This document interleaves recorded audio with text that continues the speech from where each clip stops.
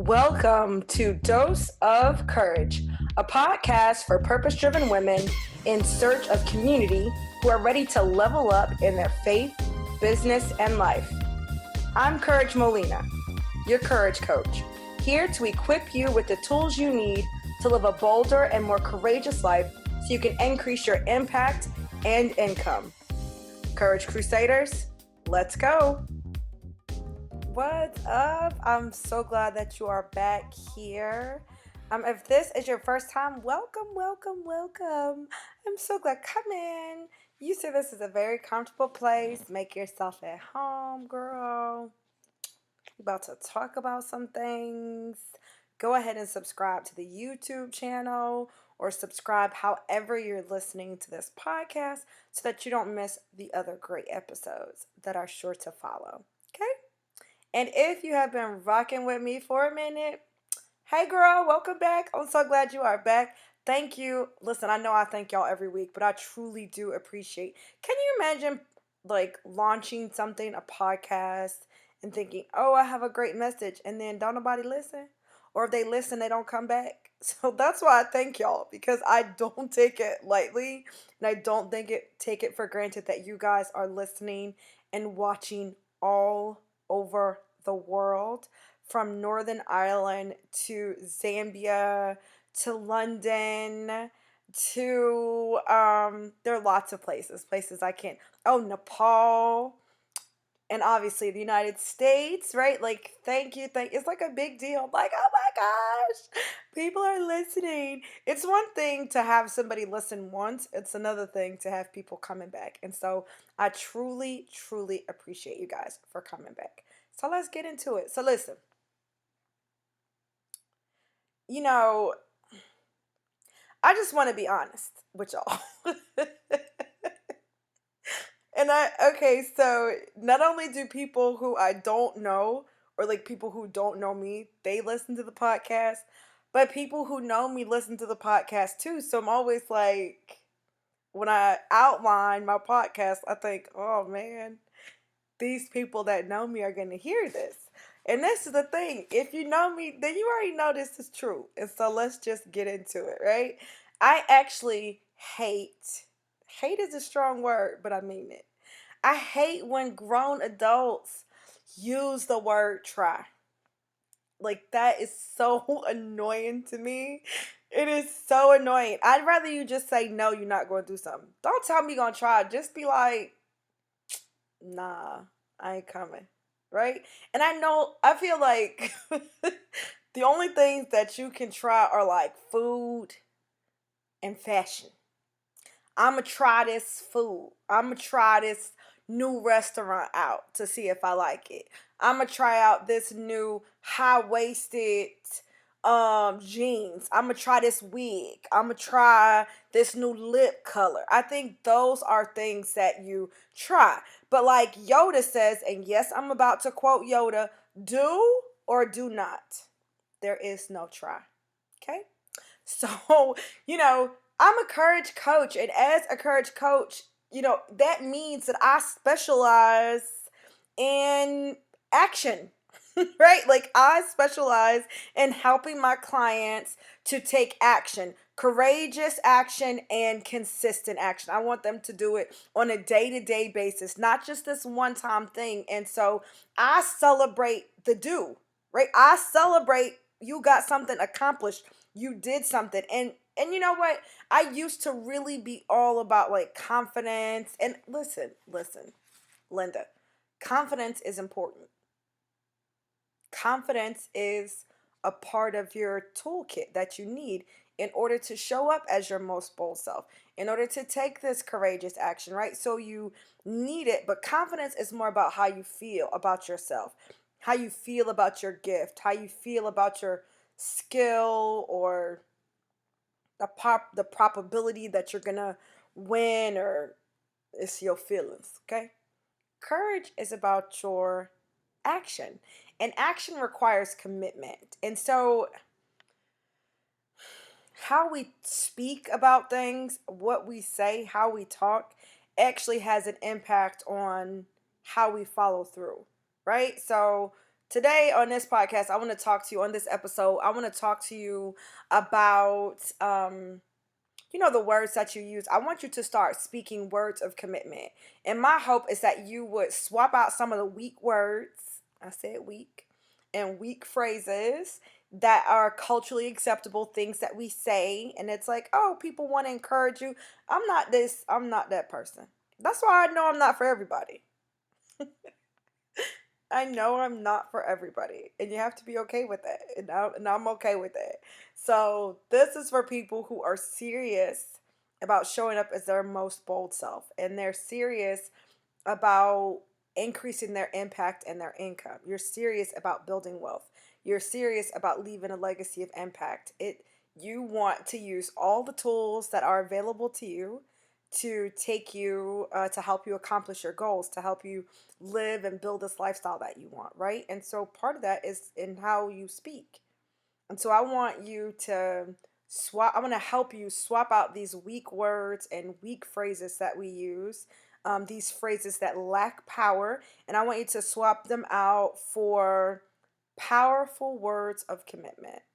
That's what I want you to do, right? And I'm going to teach you how to do that. So how can you're like, okay, courage, I'm ready for it. How can I speak words of commitment? Well, first and foremost, I used to say this all the time. You got to get real to get better.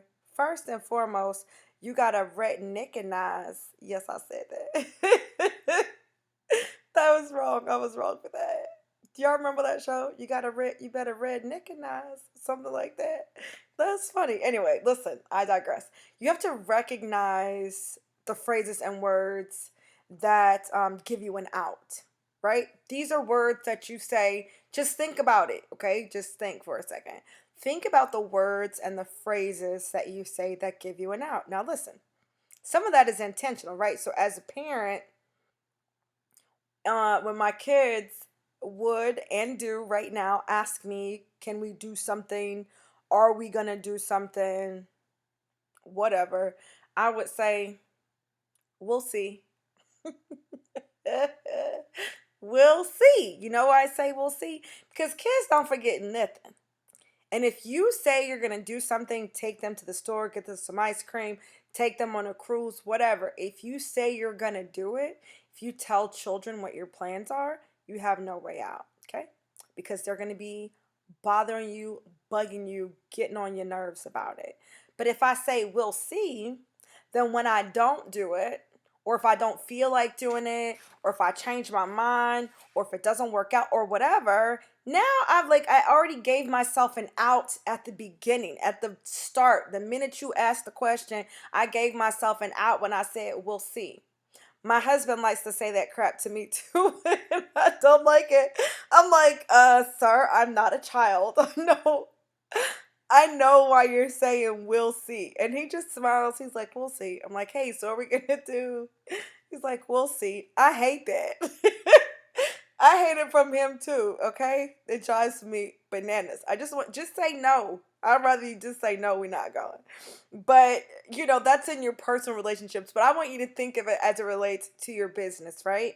So here's some words. I wrote some words down that, in my opinion, are weak words or phrases, and they lack power and conviction. One is try. I already said it at the top, but I'm going to say it again. Try. I'm going to try to do this. Now, listen, I get it. Try is a word that we use in our vocabulary. I'm not saying the word in and of itself is horrible. I'm saying that for the most part, when you're talking about what your plans are, what your goals are, what you want to do, what you're trying to do, when you use the word try, you give yourself an out. I'm going to try to come. Oh, hey, I'm having an event this weekend. I'd love for you to come. Hey, I'm going to be teaching Bible study. I'd love for you to come. Hey, I'm going to be whatever. And somebody says to you, or you say, I'll try. Oh, I'm going to try to come. Does that mean that you're coming? Nope. That lacks commitment. That is not a word of commitment. It's a word of avoidance. I'm not going to commit to it in this moment. And so I do use words like we'll see, I'll see. Listen, I'm honest. I'm like, I don't know if I'm coming or not. I ain't saying I'm trying. I'm just honest. I'm not saying I'm gonna try to come. Cause I'm an adult and I have a car and I can drive. I'm in control of my body. I feel like saying things like, oh, I'm going to try to come. I'll try to come to this volunteer rally. I'll try to come to this event. I'll try to come. I feel like that is a cop out. That's great for kids. Kids can try. Do you know why? Because they have to convince somebody else to bring them. They are relying on other pieces and parts in order for it to happen. But for the most part, for adults, that's not true for us. So we don't have to say try. Another word that I think is weak, lacks power and conviction is should. Well, you should do this. I don't like shoulds. I know that I use that in conversation sometimes, but when I am my most mindful self and I'm thinking about the words that come out of my mouth, I don't want to say should. I should do this because it implies some external obligation. That this is an obligation or an expectation that somebody else has put on me, and I don't necessarily agree with it. When I meet women, one of the things, and we talk or whatever, one of the things that they say to me, and I never, like I'm never asking a question. It just come out, right? They just share it. One of the things that they share often is, I don't read my Bible as much as I should. I hear that a lot. I know I should read my Bible more.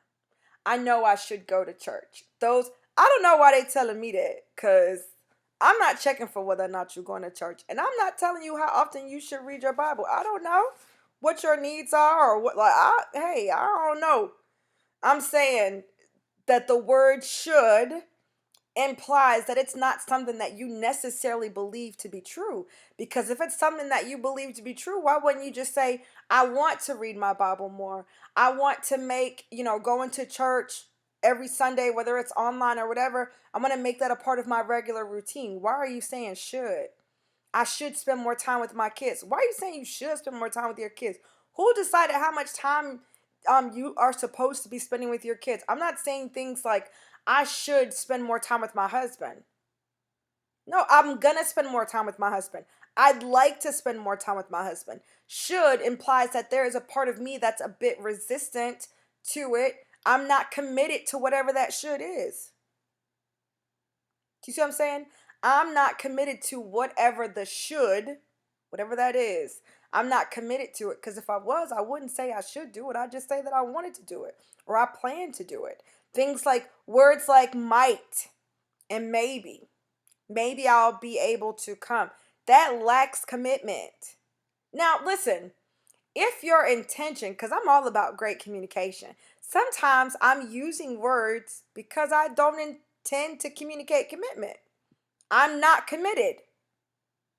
Are you going out with us? I went to Florida. I was in Florida. First of all, that's not true. Let me use another one. I was going to say I was in Florida and the girls went out and I thought about going, or I said maybe I would go, but I didn't say maybe. I was like, I'm not going. So let me think of a different example, because I never said I was going to that. Oh, I was just recently invited to an event and someone said, are you going? And I was like, maybe. That's not communicating commitment or conviction. That's intentional. I want my words to show that I'm not committed, that I'm not convicted about going, that I'm leaving my options open. That's when I use words like maybe and might. So when it comes to talking about my business, though, I don't want to use words that don't communicate commitment, because I am committed to the process. I'm committed to the work. I'm committed to the growth. I'm committed to whatever I need to be committed to so that I can have the impact that my heart desires and I can earn the income to support the lifestyle that I want to live. So when I'm talking about my business, it's so important for us to use words of commitment, because you need to be committed to your greatness. You need to be committed to your growth and to serving your clients and your customers. You need to be committed to providing the best product and service that you can.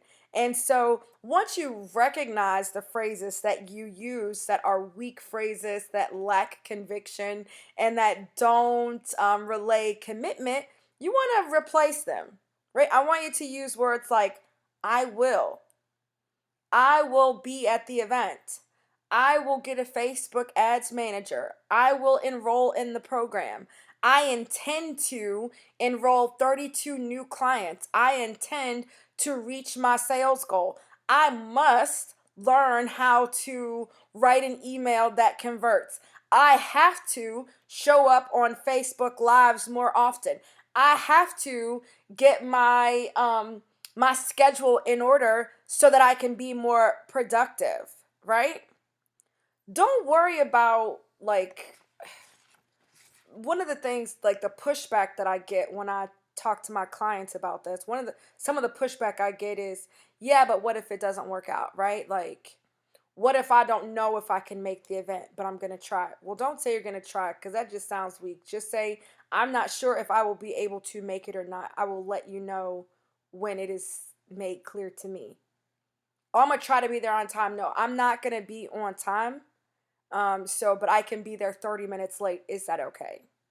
I cannot commit to every week, but I can commit to once a month. Don't say I'm going to try to show up. I'm going to try to hop on. Why are you trying? What else do you have to do? If you have something else to do, then do that. But don't have in your mind, oh, I don't want to give this statement of commitment when I'm unsure if I'm going to be able to pull it off, right? Maybe you're not sure if you're going to be able to meet your sales goals or to meet your team's goals, right? Like maybe you need to add more women to your team, or maybe you're not sure if you're going to be able to get on Facebook Live every day because your calendar or your schedule or because you got a baby, whatever. But speak words that show that you're committed to it. I say all the time, I'm not responsible for the outcome. Now, I'm a woman of faith, right? And so I'm not responsible for the outcome. The Lord is going to bring the outcome. I'm charging the Lord to be responsible for the increase and the impact. But you know what I'm responsible for? Showing up, being committed, doing the work.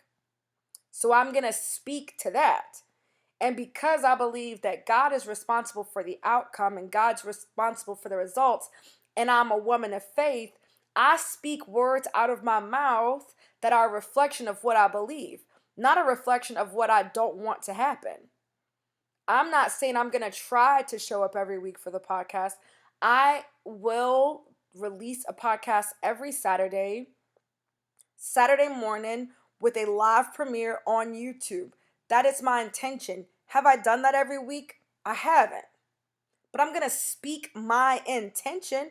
I'm not going to speak this doubt and immediately give myself an out for my failure or for my lack of commitment or my lack of follow through or being productive or organized or whatever. I'm not doing that. That makes no sense. Let your words line up with the outcome that you are believing God for, and let your actions follow suit, you know?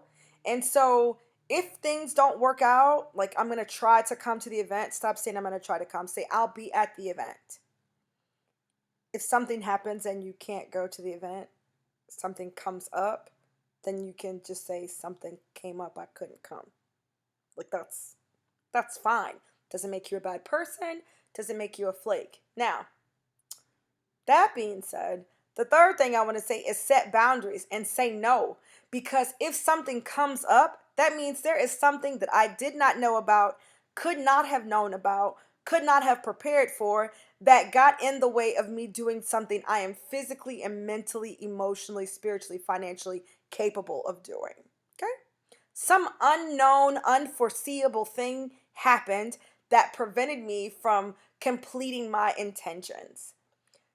This is not, I'm going to say I'm coming when I already know that I have 32 other things to do that day. That's not what I'm talking about, okay? And so, because then you are going to seem like a flake.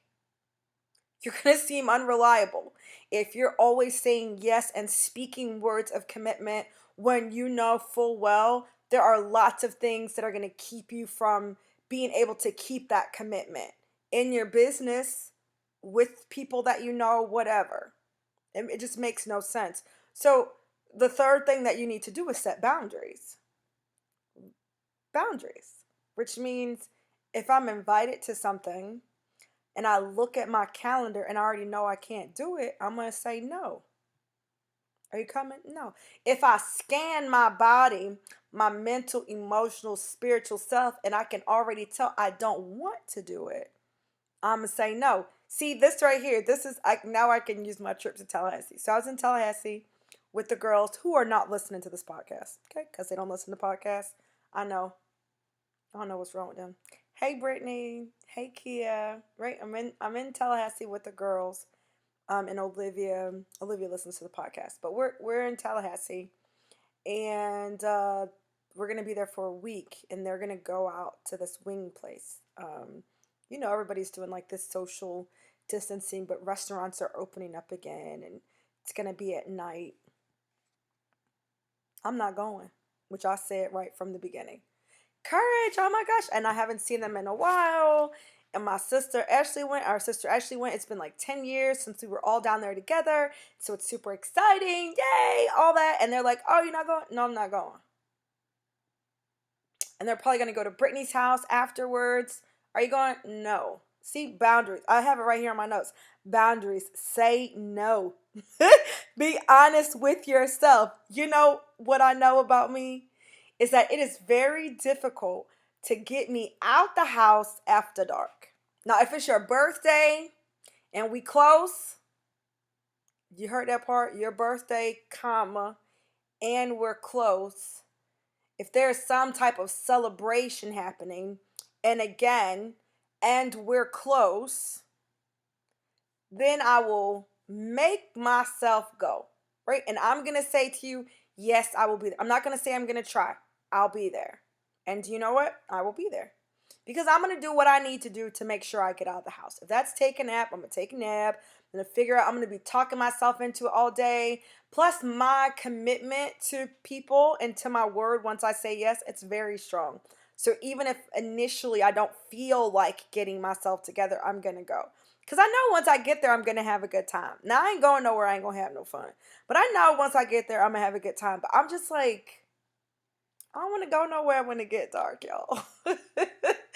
I don't want to go. Now, listen, if I'm already out and I've been out all day and you're like, hey, let's go over here, I'm down because I'm out already. Yes, yay. But once I get back to my home base, whether that home base is my actual home or whether I'm at a friend's house and their home is now my home base, once I'm home, wherever that home is, I don't want to go nowhere, bruh.